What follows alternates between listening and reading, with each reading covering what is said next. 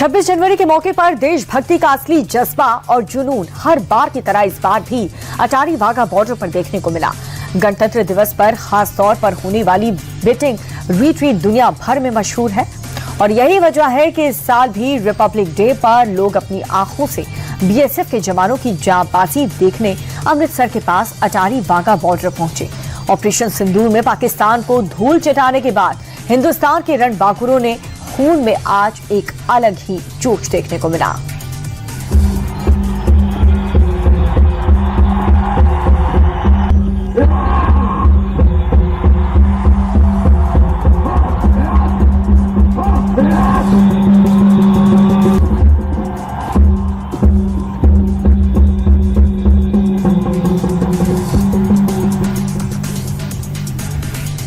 Wagah Attari border पर देशभक्ति का अद्भुत दृश्य देखने को मिला। हिंदुस्तान के जय जर्विल्स ने अपने दमखम से सबका मन मोह लिया। आज के दिन बीटिंग रिट्रीट को देखने पहुंचे लोगों को डबल बोनस मिला है।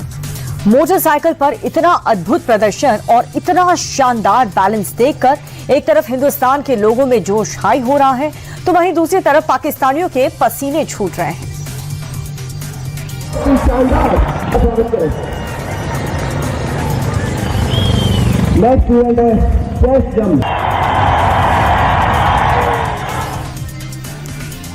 वाघा अटारी बॉर्डर पर परेड और झंडा उतारने का ये भव्य समारोह साल 1959 से लगातार चला आ रहा है और ये कार्यक्रम सूर्यास्त से ठीक पहले शुरू होता है।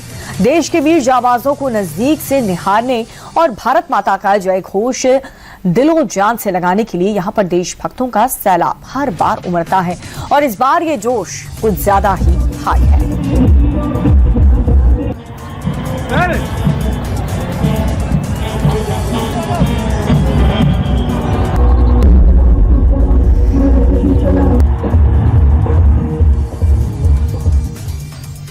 भारत पहला देश है जिसने वॉर फ्रंट पर राफेल का इस्तेमाल किया है और इस राफेल की झलक भी गणतंत्र दिवस परेड में दिखी है। Formation being led by Group Captain Arun Kumar. Other members of the formation, Wing Commander Jaspal Singh, Squadron Leader VB Chengude, Squadron Leader AK Beniwal. Rafale Bharat का सबसे आधुनिक फाइटर जेट है और इसकी रेंज करीब 3700 किलोमीटर है और ये मेक 1.8 यानी कि 2222 किलोमीटर की रफ्तार से उड़ान भरने में सक्षम है। राफेल 50,000 फीट की ऊंचाई तक भी जा सकता है। वायु योद्धा गर्व और शौर्य की नई मिसाल कायम करते हुए कर्तव्य पथ के ऊपर से वायु विचरण। Being led by Group Captain Arun Kumar. Rafale में लेजर गाइडेड बम लगे होते हैं और इसमें लगी 300 mm गन से 60 सेकंड में 2500 राउंड फायर किए जा सकते हैं। From 101 Squadron, known as the Falcons of the Cham, the squadron's motto: Anabhishya Bhedi, seek and destroy. Rafale. वायु योद्धा गर्व और शौर्य की नई मिसाल कायम करते हुए कर्तव्य। गणतंत्र दिवस पर वायुसेना के फ्लाई पास्ट में सुखोई 30 लड़ाकू विमान ने भी अपनी ताकत दिखाई। सुखोई 30 भारतीय वायुसेना का सबसे शक्तिशाली और रीढ़ की हड्डी माना जाने वाला लड़ाकू विमान है और ये विमान हवा से हवा में युद्ध, हवा से जमीन पर हमला और समुद्री अभियान पे सक्षम है। इसमें लगे थ्रस्ट वेक्टरिंग कंट्रोल इंजन इसे हवा में बेहद मुश्किल कलाबाजी करने की शक्ति देते हैं। ऑपरेशन सिंदूर में पाकिस्तानी सेना के छक्के छुड़ाने वाले S-400 मिसाइल सिस्टम को पहली बार गणतंत्र दिवस की परेड में शामिल किया गया। कर्तव्य पथ पर S-400 मिसाइल ने अपना दमखम दिखाया। लंबी दूरी की मारक क्षमता इसकी मुख्य विशेषताओं में से एक है।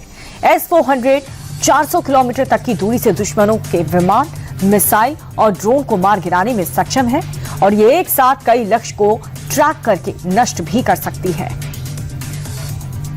कर्तव्य पथ पर ब्रह्मोस के आते ही तालियों की गड़गड़ाहट से लोगों ने स्वागत किया। ऑपरेशन सिंदूर के दौरान पाकिस्तान के मुख्य एयरबेस को ब्रह्मोस ने ही तबाह किया। ब्रह्मोस भारतीय सेना की सबसे तेज ऑपरेशन सुपरसोनिक क्रूज मिसाइल है। इसकी गति 3580 किलोमीटर प्रति घंटे और इसकी रेंज 400 किलोमीटर है। ये बेहद सटीकता के साथ लंबी दूरी के टारगेट को भेज सकता है। ऑपरेशन सिंदूर में इसने मारक क्षमता और सटीकता प्रूव भी की है। आकाश मिसाइल के कर्तव्य पथ पर उतरते ही लोगों ने हर्ष ध्वनि से इसका स्वागत किया। आकाश मिसाइल ने ऑपरेशन सिंदूर में 600 ड्रोन के साथ साथ फतेह मिसाइल को भी मार गिराया है। स्वर्ण मंदिर को बचाने का श्रेय भी आकाश मिसाइल को ही जाता है।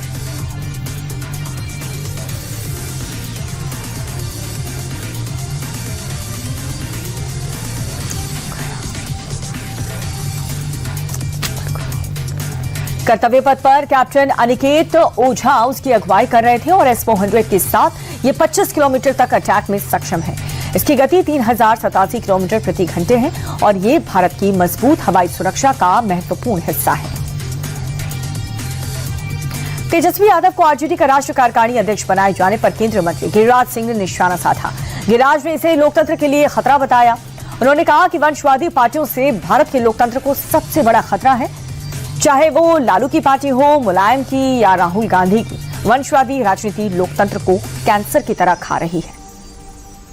शंकराचार्य विवाद थमने का नाम नहीं ले रहा। इस बीच सीएम योगी आदित्यनाथ ने एक बार फिर से इशारों में स्वामी अविमुक्तेश्वरानंद को लेकर के एक बड़ी बात कह दी है। सीएम योगी ने कहा कि अगर कोई व्यक्ति ये कहता है कि वो न्याय, संविधान और व्यवस्था से ऊपर है तो वो संविधान का अपमान कर रहा है। अगर उन्हें व्यवस्था पर विश्वास नहीं है, जो मैं कहूंगा वही होगा वाला रवैया यहां नहीं चल सकता। शंकराचार्य विवाद को लेकर के यूपी में छिड़े घमासान के बीच एक बड़े अधिकारी ने इस्तीफा दे दिया है।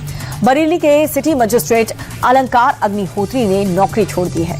सिटी मजिस्ट्रेट ने अपने इस्तीफे के पीछे 2 वजह बताई। पहला, स्वामी अविमुक्तेश्वरानंद के शिष्यों के साथ कथित बदसलूकी और दूसरा यूजीसी के नए नियम जिसे स्वर्ण छात्रों के खिलाफ बताया जा रहा है।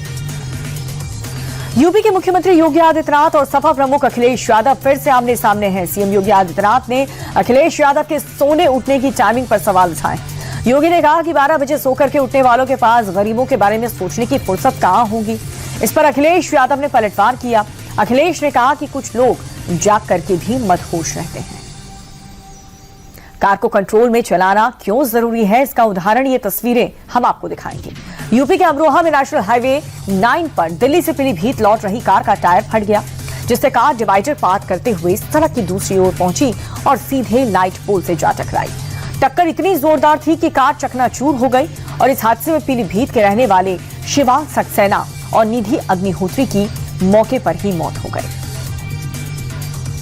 रास्ते में गाड़ी खड़ी करना कितना बड़ा विवाद पैदा कर सकता है, आपको इस खबर से पता चलेगा। यूपी के हापुड़ में विवाद की शुरुआत घर के बाहर गाड़ी खड़ी करने को लेकर के हुई। 2 पक्षों के बीच पहले कहासुनी हुई, जो जल्द ही हिंसक झड़प में बदल गई। पीड़ित पक्ष का आरोप यह है कि दूसरे पक्ष के दर्जनों लोगों ने उनके घर पर धावा बोल दिया, जिसमें आधा दर्जन लोग घायल हुए, जिन्हें अस्पताल में भर्ती करवा दिया गया। पड़ोसी से मनमुटाव और झगड़ा कितना भारी पड़ सकता है, ये आपको इस खबर में दिखता है। गाजियाबाद में एक महिला अपने पति के साथ सब्जी लेकर के बाइक पर लौट रही थी और तभी अज्ञात बदमाश ने पत्नी को गोली मार दिया। महिला को अस्पताल में भर्ती करवाया गया, जहां पर उसकी हालत फिलहाल स्थिर है। पति ने हमले के पीछे अपने पड़ोसी का हाथ बताया। पुलिस तफ्तीश में जुटी हुई है। यूपी के सुल्तानपुर में शराबियों को शराब पीने से मना करना भारी पड़ गया। 3 शराबियों ने जमकर के उत्पात मचाया, होटल के मालिक के भतीजे और एक कारोबारी से मारपीट की। दरअसल हुआ यूं कि रविवार शाम 3 शराबी आए और खाने का ऑर्डर दिया। इसके बाद वो वहीं पर बैठ करके शराब पीने लगे। होटल के मालिक ने जब उन्हें शराब पीने से मना किया तो उन्होंने गाली गलौज की। खाने का पैसा मांगने पर उन्होंने मालिक के भतीजे का कॉलर पकड़ करके थप्पड़ मार दिया।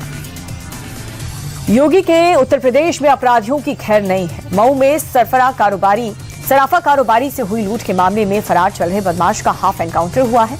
मुठभेड़ में दोनों आरोपियों के पैर में गोली लगी और दोनों पर 50-50 हजार का इनाम था।